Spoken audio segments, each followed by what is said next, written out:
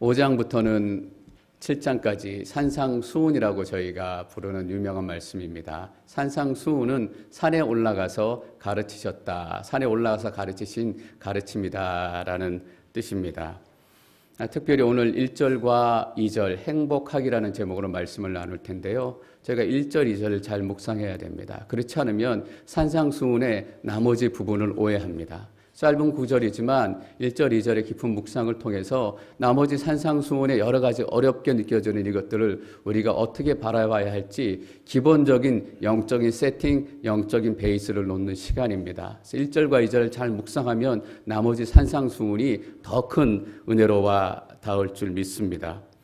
5장과 7장에서 이어진 산상수훈은 많은 학자들이 한 곳에서 예수님이 모여라 해서 산에서 한 번에 하신 것이 아니라 여러 번 설교하신 내용을 이렇게 모아놓은 것이다 라고 분석 많이들 합니다. 그러니까 때로는 산에도 했던 설교도 있고 때로는 땅에서 했던 설교도 있고 그 내용 중에서 마태가 특별히 구별해서 모아놓은 것이 5장에서 7장까지 산상수훈이다 라고 여러분들이 기억하시면 좋겠습니다. 5장 마태복음 5장 1절 말씀 저희 성경을 찾으시고 같이 한번 읽도록 하겠습니다. 마태복음 5장 1절 시작. 그때 예수께서 많은 무리를 보시고 산에 올라가 앉으시자 그의 제자들이 다가와 말했습니다. 예수께서 입을 열어 그들을 가르치시며 말씀하셨습니다. 그때는 많은 사람들이 아픈 사람들, 병든 사람들을 데리고 예수님께 데리고 와서 병 나음을 얻고 고침을 경험했던 그때를 얘기합니다. 여러분 근데 오해하지 마십시오. 그때는 그때가 아닙니다. 그때는 바로 지금입니다. 우리는 성경을 읽을 때 그때 시간의 얘기가 나오면 2000년 전 그때라고 착각할 때가 많습니다. 이 그때를 통해서 우리가 깨닫기 원하는 게 뭐예요? 첫 번째는 그때가 지금이다라는 거예요. 그때 하나님께서 주셨던 은혜, 예수님께서 행하셨던 은혜를 이 시대에도 동일하게 우리가 경험해야 되고 다른 사람들의 삶뿐만 아니라 우리 삶에도 경험해야 된다라는 거예요. 그때 예수께서 많은 무리들을 보셨어요. 이 많은 무리들은 각처에서 온 사람들이에요. 어떤 사람들이냐 하면 혼자 올 수 없었기 때문에 다른 사람들이 데리고 왔대요. 다리 저는 사람들, 눈먼 사람들, 벙어리들, 혼자 힘으로 올 수 없었기 때문에 이들의 소원은 남들처럼 한번 살아보는 게 소원이었을 거예요. 남들처럼 한번 정상적으로 걷고 뛰는 게 소원이었을 거예요. 내가 눈을 열어서 한 번만 이 세상을 볼 수 있다면, 내 사랑하는 어머니, 아버지, 내 자식을 볼 수 있다면 이런 무리들이었어요. 이런 무리들이 막 모여든 거예요. 38년 된 베데스다 연못의 병자들처럼 움직일 수 없었지만 사람들이 데리고 와서 예수님께 모여든 사람이에요. 지난 설교에서 이 무리들의 특징 3가지를 저희가 나눠봤습니다. 첫 번째는 희생이 없다라는 거예요. 병 고치기에 왔어요. 자기의 이익을 위해 왔어요. 근데 희생하지 않아요. 때로는 희생하는 것처럼 보일 수도 있지만 정확하게 보면 희생이 아니라 남는 것 좀 나눠주는 거예요. 포기가 없어요. 포기하는 것 같지만 포기 아니에요. 그냥 내가 내려놓을 수 있는, 그 전에 말씀드렸죠. 고장난 전기밥통 하나 내려놓는 거예요. 희생이 없고 포기가 없기 때문에 어때요? 그래서 이 무리들에게 능력이 없어요. 힘이 없어요. 인원은 많고 사람은 많이 모여들지만 자기 희생이 없고 함께하려는 기본적인 마음이 없기 때문에 아무리 많은 사람이 모여도 능력이 나타나고 파워가 나타나지 않아요. 한국에 수많은 촛불 부대와 태극기 부대가 모였어요. 당장에 큰일이 일어날 것 같았어요. 그들이 세상을 완전히 바꿀 것 같았어요. 근데 그들의 이익을 찾아 다 간 거예요. 아무리 수백만 명의 사람들이 모였지만 결국은 무리들 사이에는 힘이 없다라는 거예요. 힘이 없어요. 그리고 3번째 무리들의 특징은 뭐라고 말씀드렸냐 하면 변덕이 죽 끓는 듯 한다라고 말씀드렸어요. 돈 되는 거 쫓아다니는 거예요. 나에게 유익이 되는 거 쫓아다니는 거예요. 그래서 무리들은 성경에 보면 어떤 때는 바리새인들하고 있었다가 어떤 때는 제사장들하고 있었다가 어떤 때는 예수님하고 있어요. 어디에 있을지 몰라요. 근데 예수께서 그때 많은 무리들을 보시고 예수님께서 무리들을 보실 때 그 마음을 저희가 지난 설교에서 길게 나눴습니다. 예수님께서 무리를 보실 때 어떻게 보신다라고 말씀드렸습니까? 불쌍히 여긴다라고 말씀드렸어요. 냄새나고 더럽고 추하고 헌신도 없고 희생도 없고 예수님께서는 그들을 불쌍히 여기는 거예요. 제가 회의 때문에 1년에 한 번씩 한국에 좀 다녀오게 되는데 저희 어머님이 저희가 3남매인데 그렇게 걱정을 많이 하세요. 잘 되면 잘 되는 대로 걱정하시고 제가 그래서 저희 어머니한테 엄마 그냥 나 뭐 동생들 다 나는 목회자로 살고 장사하고 살고 사는데 이제 걱정 좀 그만하십시오 라고 말씀드리면 걱정이 되신대요. 예수님이 무리를 보시고 불쌍히 여기시고 걱정하셨다라는 마음은 그런 마음이에요. 어머니가 자식을 보면 이유 없이 걱정되고 이유 없이 염려되는 것처럼 우리는 이유가 있어야 염려하고 이유가 있어야 불쌍히 여기잖아요. 그래도 그 사람은 부지런하기나 해. 아침에 일찍 일어난다고. 아침에 일찍 일어나는 사람이어야 좀 불쌍히 여김을 받아요. 아침 12시까지 하는데 마땅하지 불쌍히 여기지 않아요. 그래도 그 사람 새벽기도 매일 나와. 새벽기도 매일 나와야 그래도 불쌍하게 여긴다라는 거예요. 근데 예수님은 아무 이유 없어도 냄새가 나도 그들을 불쌍히 여기세요. 우리들과 무리를 보는 눈하고 달라요. 예수님께서는 그 무리들을 통해서 교회의 꿈을 꾸신 거예요. 내가 이 무리들을 통해서 교회를 이루어 가겠다. 내가 당신들을 통해서 교회를 이루어 가겠다. 지금 냄새나고 더럽고 이익을 따라 쫓아다니는 그런 사람들이지만 나에게 왔던 너희들을 통해서 내 꿈을 이루겠다. 무리들이 얼마나 왔다 갔다 했어요. 때로는 십자가에 못 박기도 하고. 근데 예수님께서는 그 꿈을 포기하지 않으셨습니다. 여러분, 예수님께서 그 꿈을 포기하지 않으신 증거가 뭡니까? 십자가입니다. 예수님께서 그 무리를 통해서 하늘의 교회, 하늘나라를 이루겠다라는 꿈을 버리셨다면 십자가에 지시지 않으셨어요. 제자들 12명만 딱 불러가지고 야, 우리 이거 하자. 근데 십자가에 지신 거예요. 예수님께서 십자가에 죽으실 때 성전에 있던 성막이 위에서부터 아래로 쭉 갈라졌어요. 이렇게 두꺼운 천들이에요. 휘장이 갈라졌다라는 의미는 하나님의 꿈이 오히려 열렸다라는 것을 얘기해요. 여러분, 꿈은 이루어집니다. 월드컵 때 꿈이 이루어지는 것이 아니라 십자가 위에서 꿈을 이루는 거예요. 예수님께서 여러분들을 통해서 앵커리지 온누리교회에 주신 놀라운 하나님의 꿈을 이루어 가실 줄 믿습니다. 예수님께서 많은 무리를 보시고 불쌍히 여기시고 하신 게 두 가지가 있어요. 5장 1절 말씀 다시 한번 읽을까요? 5장 1절 읽겠습니다. 시작. 그때 예수께서 이 다가왔습니다. 많은 무리를 보시고 산에 올라가셨어요. 첫 번째. 그리고 두 번째가 뭐냐 하면 앉으셨어요. 산에 올라가셨어요. 누가복음에서는 예수님의 이 설교를 평지에서 했다라고 얘기해요. 근데 누가는 특별히 산이다라고 얘기해요. 아마 언덕 같은 산이었을 것 같아요. 근데 이스라엘 사람들에게 특별히 마태가 이 마태복음을 기록하고 있는 유대인들에게 이 산은 특별한 의미를 가지고 있었어요. 산 하면 떠오르는 두 개 산이 있어요. 시내산과 시온산이에요. 시온산을 생각한 거예요. 그래서 많은 사람들이 예수님이 산에 오른 것은 모세를 생각나게 하기 위해 산에 오르셨을 것이다 라고 얘기하기도 해요. 시내산에 올라서 모세가 율법을 받고 십계명을 받고 처음으로 하나님의 말씀을 받았어요. 그래서 법 없이 살던 이스라엘 백성들이 율법의 백성이 되고 하나님의 백성이 된 거예요. 마치 그것처럼 예수님께 산에 올라가셔서 하나님의 새로운 말씀, 새로운 은혜의 말씀들을 증거하시기 시작한 거예요. 모세가 한 시대를 열었다면 예수님께서는 완전한 새로운 은혜의 시대를 열었다라는 것을 마태는 산을 통해서 보여주고 싶었다라고 얘기하기도 해요. 더 자세히 깊이 들어갈 필요는 없을 것 같아요. 근데 이 한 가지 큰 차이는 저희가 분명히 기억하고 있어야 해요. 출애굽기 말씀 저희가 찾아서 같이 한번 읽겠습니다. 출애굽기 19장 10절 말씀부터 읽겠습니다. 그리고 여호와께서 모세에게 말씀하셨습니다. 백성들에게 가서 오늘과 내일 그들을 거룩하게 하여라. 그들로 하여금 자기 옷을 세탁하게 하고 3일째 되는 날에 준비하게 하여라. 나 여호와가 그날의 모든 백성이 보는 앞에서 시내산으로 내려갈 것이다. 모세의 시내산은 어떤 산이었냐 하면 그 산에 올라가서 하나님을 만나려고 하면 어때요? 11절에 보면 3일째 되는 날에 준비되게 하여라. 이전에는 하나님을 만나면 하나님의 임재를 경험하려면 미리 준비해야 됐어요. 3일째 되는 날에 준비하고 그전에는 옷을 씻고 몸을 씻고 옷을 빨고 준비해야 돼요. 준비하지 않으면 시내산에서 하나님을 만날 수 없었습니다. 근데 예수님이 설교하셨던 그 산은 어땠냐 하면 많은 무리들이 준비 없이 그냥 올 수 있었던 거예요.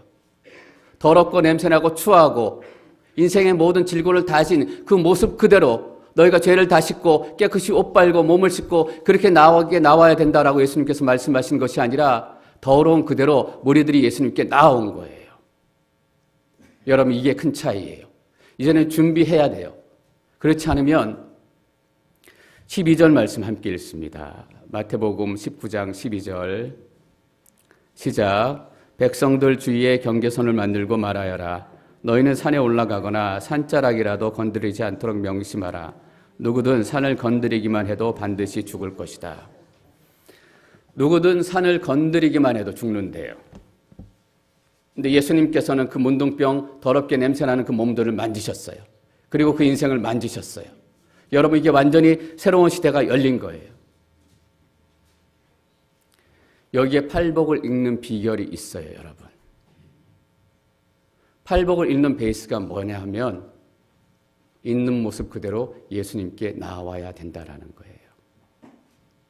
그 자체가 복의 시작이에요, 여러분. 저희 큰어머니가 살아계실 때 저를 위해서 많이 기도해 주셨어요. 특별히 제가 목사 되고 난 다음에 제 형이 큰 목사 되게 해 주십시오라고 하나님께 늘 기도하셨어요. 지금 돌아가셨지만 기억나는 모습이 어떤 모습이냐 하면 주일날 되면 완전히 다른 모습이 되세요. 입던 옷들 중에서 제일 좋은 옷 입고 제일 예쁘게 단장하고, 그래서 주일날 저희 큰어머니 뵈면 못 알아볼 정도였어요. 토요일부터 옷 다리시고 주일 예배를 너무너무 철저하게 준비하신 걸 기다리고. 여러분, 우리는 그렇게 예배를 준비해야 돼요. 그런데 준비가 안 됐어도 예수님께서 무리들을 문전박대하지 않으신 거예요. 너희가 더러워도 너희가 죄 가운데 있어도 나에게 와라라고 말씀하시는 거예요. 근데 의외로 새 옷이 없어서 예수님 앞으로 못 나오시는 분들 너무나 많더라고요. 어떤 분에게 전도하러 갔더니 자기가 말씀을 좀 읽고 있는데 이 말씀이 좀 이해가 되면 예배 나오겠대요. 준비가 되면 예배 나오겠대요. 예수님께서 그렇게 말씀하지 않으셨어요. 있는 모습 그대로 나에게 나와라라는 거예요. 그때 예수께서 많은 무리를 보시고 산에 올라가 앉으시자. 두 번째는 뭐냐면 산에 올라가셨고 그리고 앉으셨어요. 여러분, 앉았다라는 게 어떤 의미예요? 당시에 랍비들이 가르칠 때 앉아서 많이 가르쳤어요. 그런 의미가 아닌 것 같아요. 마태가 여러 가지 예수님의 가르침들을 모아놓고 시작하려고 하는데 예수님께서 산에 올라가셨고 앉으신 모습이 생각이 나는 거예요. 여러분, 앉아있다라는 말의 뉘앙스는 뭐예요? 사람들하고 같이 있다라는 거예요. 여러분, 여기에 많은 수많은 무리들은 어떤 사람이에요? 자기를 위해서 같이 앉아준 사람이 한 번도 없었던 사람이에요. 가난하기 때문에, 내가 죄인이기 때문에, 내가 병들었기 때문에, 내가 소경이라고 재수없다고 생각했기 때문에, 운동병자라고 사람들은 나에게 곁에 오지 않았어요. 같이 앉아준 사람이 없었어요. 그냥 관심 있는 사람 관심 있는 척하는 게 이 정도예요. 요즘에 잘 지내지? 요즘에 건강을 어때? 많이 익숙한 말이죠. 늘 우리가 하는 얘기예요. 그러면서 관심 있는 척하고 가요. 근데 그들의 속마음은 뭐냐 하면, 우리들 속마음은 뭐냐 하면 너하고 내가 같이 앉아있을 수 없다라는 거예요. 우리는 우리랑 편한 사람하고 같이 앉아있기를 원해요. 사람들 많을 때 얘기하기 곤란하면 이렇게 얘기하잖아요. 저기 그때 거기 알지? 글로 와. 안 있어요. 나랑 코드가 맞아야 돼요. 여러분, 죄송한 얘기지만 어떤 분들은 보면 같이 얘기하잖아요. 막 머리가 돌아가는 소리가 들려요. 저희가 보통 속물이라고 얘기하잖아요. 아, 이분 참 속물이다. 어떻게 자기 생각만 할까? 자기 편하려고만 할까? 우리는 같이 안 앉는다고요. 예수님께서는 앉으셨대요. 내가 앉아서 여기 너를 기다리겠다. 나와 같이 하자라는 거예요. 이건 뭐냐면 구약적인 표현으로 얘기하자면 내가 너의 하나님이 될 것이다 라는 표현이에요. 근데 당시에 구원을 얘기했던 바리새인들, 율법학자들은 그렇게 얘기하지 않았어요. 입으로는 하나님의 사랑 얘기했고 입으로는 하나님의 구원 얘기했지만 그들과 함께하기 싫었어요. 너희는 동네 밖에 나가서 살아라. 그래서 바리새인과 세리가 성전에 올라가서 하나님 앞에 기도하는 모습을 예수님께서 예화로 말씀하세요. 바리새인은 이렇게 기도하잖아요. 하나님, 내가 바리새인과 같지 않은 것을 감사드립니다. 근데 그때 세리를 표현하는데 어떻게 표현하냐 하면 세리가 멀찍이 서서, 여러분 왜 세리가 멀찍이 섰을까요? 바리새인이 싫어하는 거 아는 거예요. 바리새인이 차별하는 거 아는 거예요. 내가 가까이 가면 화들짝 놀래고 기분 나빠하는 거 아는 거예요. 우리 어떤 사람 앞에 가면 그럴 때 있잖아요. 저 사람 나 싫어해. 나 깔봐. 근데 그 사람하고 만나기만 하면 그냥 멀찍이 서게 되는 거예요. 많은 무리들은 그런 사람이었어요, 여러분. 10년 병에 효자 없다고 그런 속담 있잖아요. 때로는 자식도 때로는 부모도 바쁘다는 핑계로. 근데 예수님께서는 안 주셨대요. 내가 너희들과 함께 할 것이다. 내가 너희의 하나님이 될 것이다. 여러분 한 가지만 더 나아갈게요. 예수님께서 산에 올라가서 앉으셨어요. 그럼 우리는 어떻게 하면 돼요? 예수님이 앉은 그 앞에 앉으면 돼요. 우리가 팔복을 푸는 두 번째 비결이 뭐냐면 첫 번째는 하나님 앞에 있는 모습 그대로 나아가는 거예요. 두 번째는 뭐냐면 예수님이 앉는 자리에 그냥 앉는 거예요. 근데 우리 예수님 만나면 어떻게 해요? 예수님 만나려고 사람들 만나려고 하면 국도 끓여야 되고 전도 부쳐야 되고 밥도 해야 되고 바빠가지고 성경에 보면 그런 여인이 한 명 있었어요. 누구예요? 마르다예요. 누가복음 10장 40절 함께 읽겠습니다. 시작. 그러나 마르다는 여러 가지 접대하는 일로 정신이 없었습니다. 그래서 마르다가 예수께 다가와 말했습니다. 주여, 저 동생이 저한테만 일을 떠맡겼는데 왜 신경도 안 쓰십니까? 저를 좀 거들어 주라고 말씀해 주십시오. 마르다는 어땠어요? 여러 가지 접대하는 일로 정신이 없었대요. 여러분, 일이 많으면 정신이 없어요. 예수님께서 마르다가 바빴다라고 책망하시는 거 아니에요. 바쁜 거로 치면 예수님보다 더 바쁘신 분이 없습니다. 예수님은 식사할 겨를도 없이 바쁘신 분이에요. 바쁠 수 있어요. 예수님께서는 바빴다라는 그 자체를 책망하시는 것이 아니라 바빠서 정신이 없었다라는 거예요. 여러분, 이게 뭘 얘기하냐면 율법을 얘기해요. 이 당시에 율법학자들이 바리새인들이 구원을 이렇게 가르친 거예요. 이것도 해야 되고 저것도 해야 되고 안식일에는 이거 하고 저거 하지 말고 많은 일로 정신이 없는 거예요. 그 일들 해야 되느라고. 제가 안식일에 유대인들이 뭐 해야 되나 뭐 하지 말아야 되나 찾아봤어요. 이런 게 있더라고요. 여러분 놀라지 마세요. 이 바구니에 사과가 있어요. 사과가 있는데 안식일에는 썩은 사과도 있고 좋은 사과도 있잖아요. 썩은 사과를 골라내면 안 돼요. 그냥 좋은 사과 골라내서 먹어야 돼요. 근데 나쁜 사과 골라내고 좋은 사과만 놔두면 안 된다라는 거예요. 그냥 자기가 꼭 먹을 거 좋은 사과 골라서 놔두면 안 되고 먹어야 돼요. 그리고 또 뭐가 있냐면 2글자 이상 쓰면 안 된대요. 2글자 이상 지우면 안 된대요. 안식일에 1km 이상 걸으면 안 된대요. 여러분 얼마나 정신없겠어요? 내가 오늘 몇 킬로 걸었지? 내가 오늘 몇 글자를 썼지? 많은 일로 정신이 없다라는 의미가 그런 의미예요, 여러분. 이건 율법과 복음에 대한 얘기예요.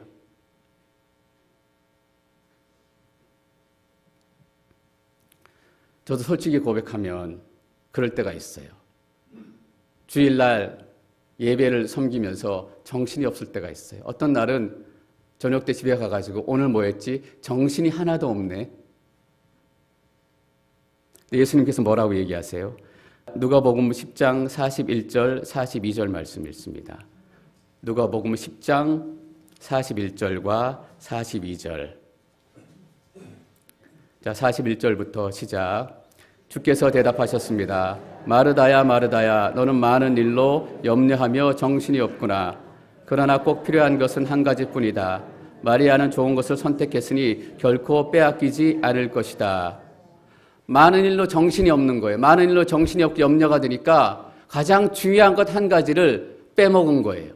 제가 주일날 설교하고 예배 섬기고 많은 분들과 함께하고 그 목적이 뭐고 그 중앙에는 뭐가 있어야 되냐면 내가 하나님을 만나고 하나님을 교제해야 되는 게 있어요. 근데 하루 지나고 나서 정신이 없는 거예요. 머리가 아프고 염려가 되고. 하나님은 어디 가고 안 계세요. 마르다가 그런 거예요. 바쁘다? 괜찮아. 바쁠 수 있어요. 정신이 없는 게 문제예요. 안고 없는 찐빵이 된 게 문제예요. 누가복음 10장 39절 말씀 함께 읽습니다. 39절 시작. 마르다에게는 마리아라는 동생이 있었습니다. 그 동생은 주발 앞에 앉아 예수께서 하시는 말씀을 듣고 있었습니다. 마리아는 어떻게 했어요? 주발 앞에 앉아. 우리가 해야 되는 일이 뭐냐 하면 예수님이 앉아 계신 그 자리에 우리 모습 그대로 가서 그냥 털퍼덕 앉는 거예요. 이거 잘했습니다. 이거 잘못했습니다. 정신없이 염려하지 말고 그냥 있는 모습 그대로 예수님 앞에 나아가서 앉는 거예요. 여러분, 이게 복이에요. 여러분, 팔복 한번 읽어보세요. 복되도나 마음이 가난한 사람들은, 마음이 가난한 사람들, 슬퍼하는 사람들, 온유한 사람들, 의에 줄이고 목마른 사람들, 8가지 복에 대한 얘기가 나와요. 근데 우리가 오해하지 않으면 안 돼요. 오해해서는 안 돼요. 마음이 가난한 사람이 되기 위해서 열심히 노력해야 된다. 마음아 가난해져라, 가난해져라. 이게 아니에요. 슬퍼해지기 위해서 열심히 슬퍼해야 된다. 슬픈 영화를 봐야 된다. 눈보라 나라, 눈보라 나라. 이게 아니에요. 이거는 많은 일로 정신이 없는 거예요. 이 복은 뭐냐 하면 예수님을 믿는 사람들이 누리는 복이에요. 그러니까 너희가 8개 복, 이 완전한 복을 누리기 위해서 어떻게 해야 되냐 하면 있는 모습 그대로 내 앞에 와서 앉으면 그 복이 시작된다라고 얘기하는 거예요. 여러분 8가지 복을 다 만들려고 해보세요. 마르다보다 우리는 더 정신이 없어서 이것은 복이 아니라 우리의 고통과 저주가 될 거예요. 이 팔복은 어떻게 시작이 되느냐? 예수님 앞에 나와서 앉는 것으로 시작된다라는 것입니다. 5장 1절 말씀 다시 한번 읽을까요? 1절 말씀 다시 한번 읽겠습니다. 시작. 그때 예수께서 많은 무리를 보시고 산에 올라가 앉으시자 그의 제자들이 다가왔습니다. 그의 제자들이 어떻게 했대요? 다가왔대요. 여러분, 제자는 누군가? 예수님에게 다가가는 사람들이에요. 이전 번역이 이렇게 했어요. 제자들이 다가왔습니다. 나와왔습니다. 곁으로 왔습니다. 예수님의 제자는 어디서부터 시작되냐 하면 포기하고 희생하고 버리고 이것부터 시작되는 것이 아니라 예수님의 제자는 예수님께 나아오는 것으로부터 시작이 되는 거예요. 그래서 그 많은 무리들이 희생도 없고 능력도 없고 우유부단하고 변덕이 죽을 듯하지만 예수님께서는 그들에게 소망을 가지신 거예요. 나아왔기 때문에. 근데 마태복음에서는 이 나왔다는 표현이, 이 단어가 주로 예수님에게 많이 사용이 되어져요. 예수님께 나왔다라는 거예요. 누가 예수님께 나왔냐 하면 12년 동안 혈류병을 앓는 여자가 예수께로 나와, 소경들이 예수께로 나아가, 걷지 못하는 사람들, 벙어리들을 예수께 데리고 나와 예수께 나아오는 거예요. 내 힘으로는 해결할 수 없는 인생의 그 무거운 짐들, 그 무거운 문제들, 내 인생의 아픔들을 가지고 예수님께 나아오는 거예요. 12년 걸린 혈류병, 그 병 고치느라고 내가 인생의 모든 것들을 다 탕진했잖아요. 내 삶의 소망이 사라졌을 때 여러분, 그게 뭐예요? 마음이 가난한 사람들, 옛날 번역으로 하면 심령이 가난한 사람들이에요.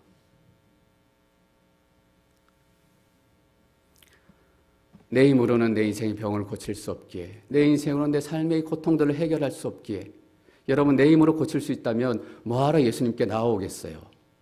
내가 다 해결하지. 예수님 필요 없다고요. 하나님, 도저히 내 힘으로는 안 되겠습니다. 내 힘으로는 내 인생의 문둥병 고칠 수 없습니다. 내 인생의 혈류병이 나아지지가 않습니다. 그래서 모든 병을 다 들고 예수님께 나오는 거예요. 여러분 또 어떤 사람들이 예수님께 나왔냐 하면 예수님의 제자들이에요. 예수님의 제자들이 예수님께 나와 묻자오되. 예수님 이 비유는 누구를 들어 말씀하시는 것입니까? 예수님 이럴 때는 어떻게 해야 됩니까? 우리 인생에 숙제가 있고 우리 인생에 퀘스천이 있고 삶과 죽음에 대한 문제가 생겼을 때 우리는 그 문제들과 퀘스천을 들고 예수님께 나아가는 거예요. 공부 많이 해서 이 문제들이 풀린다면, 숙제를 풀 수 있다면 우리는 다 박사학위를 따야 될 거예요.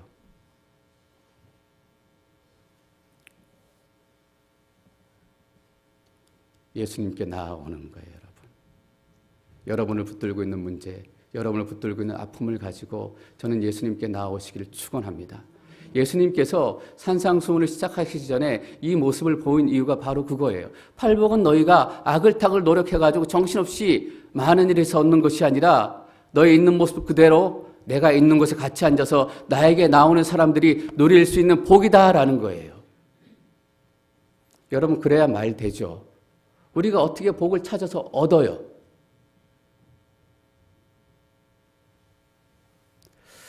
2절 말씀 계속해서 같이 읽겠습니다. 2절 시작. 예수께서 입을 열어 그들을 가르치시며 말씀하셨습니다. 예수께서 입을 여셔서 말씀하시기 시작했어요. 근데 열었다라는 단어도 재밌는 단어예요. 여러분 열었다라는 의미는 어떤 의미입니까? 이전에는 닫혀 있었다라는 의미예요. 문을 두드리라 그리하면 열릴 것이다. 이전에 문은 어떻게 되어 있었습니까? 닫혀 있었어요. 사도 바울이 예루살렘 가가지고 사역 보고해요. 이방인에게 문이 열렸습니다. 이방인에게 복음의 문이 열렸습니다. 이전엔 이방인들에게 복음의 문이 어땠어요? 닫혀 있었다라는 거예요. 바울과 실라가 복음을 전하다가 빌라도 옥에 갇혔어요. 근데 그들이 찬미하고 찬송하고 하나님을 높이자 어떻게 됐냐 하면 땅이 흔들리고 터가 흔들리고 옥문이 열렸어요. 이전에 옥문은 꼭꼭 잠겨져 있었다라는 거예요. 예수님께서 입을 여셨어요.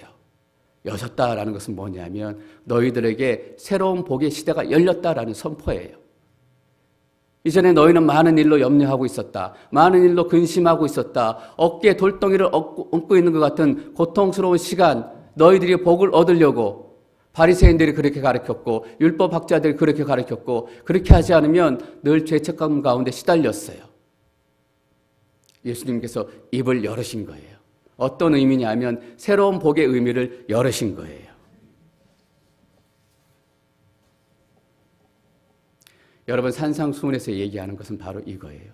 너희가 1번부터 8번까지 팔복까지 노력해가지고 너희가 얻어내지 않으면 너희는 복받은 사람이 될 수 없다. 이 의미가 아니라 너희가 있는 모습 그대로 나 앉아있는 곳에 앉고 나에게 나오면 그 복이 시작되고 열린다라는 거예요. 이전에 우리에게 복이 닫혀져 있었어요. 이전에는 진정한 행복이 닫혀져 있었어요. 이 복이라는 단어가 복되도다. 복 있는 사람은 마카로스라는 단어입니다. 근데 이 단어를 학자들이 번역하기 어려워해요. 너무나 깊은 뜻을 담고 있기 때문이에요. 복, 쉽게 말하면 이 얘기예요. 잘 산다. 행복하다. 팔복은 뭐냐 하면 우리 행복의 비결을 얘기해 주는 거예요. 행복의 비결은 팔복에서 시작되는 것이 아니라 1절과 2절에서 시작이 되는 것입니다. 예수님께서는 이렇게 얘기하고 싶은 거예요. 내가 너희들 인생 가운데 들어와서 앉기 시작했다. 내 발 앞에 앉아라. 그리고 많은 일로 염려하지 말라. 8개 복을 이루기 위해서 애쓰고 땀 흘리고 눈물 흘리지 말라. 내 앞에 앉아있으면 그리고 나를 만나면 그 복이 너희들 가운데 열리기 시작할 것이다. 여러분, 예수님께서는 여러분들이 예수님의 제자가 되길 원하십니다. 뭘 시켜 먹으려고 그러는 거 아니에요. 너 가지고 있던 금을 버려라. 이 얘기하고 싶은 거 아니에요. 예수님의 제자가 되기를 원하신 이유는 나에게 나오면 이 팔복이 시작되기 때문입니다. 그래서 산상수훈은 대변혁의 말씀이에요. 우리는 습관적으로 뭔가 하고 싶어 해요. 밥도 하고 싶어 하고 전도 부치고 싶어 하고 국도 끓여야 마음의 안심이 돼요. 그러나 저는 여러분들이 팔복을 시작하면서 가장 좋은 것 한 가지 있지 않기를 축원합니다. 예수님 앞으로 나오십시오. 준비되고 나서가 아니라 지금 당장 나오시면 여러분이 팔복의 은혜를 누리기 시작할 것입니다. 이제 다음 주부터는 저희가 팔복의 이야기를 하나하나씩 나누게 될 것입니다. 기대하십시오. 개봉박도. 여러분이 예수님과 함께 있으면 이 복이 벌써 시작된 거예요. 그래서 첫 번째 복과 여덟째 복은 현재형으로써요. 나머지 복들은 미래형인데 올 것이다, 가지게 될 것이다. 첫 번째와 마지막은 지금 있다라는 표현이에요. 뭐냐 하면 복이 너희 가운데 시작됐다라는 의미예요. 여러분 복 받으신 거 축원합니다. 예수님 믿는 것보다 더 큰 복이 어디 있어요? 예수님 믿으면 복 시작된 거예요.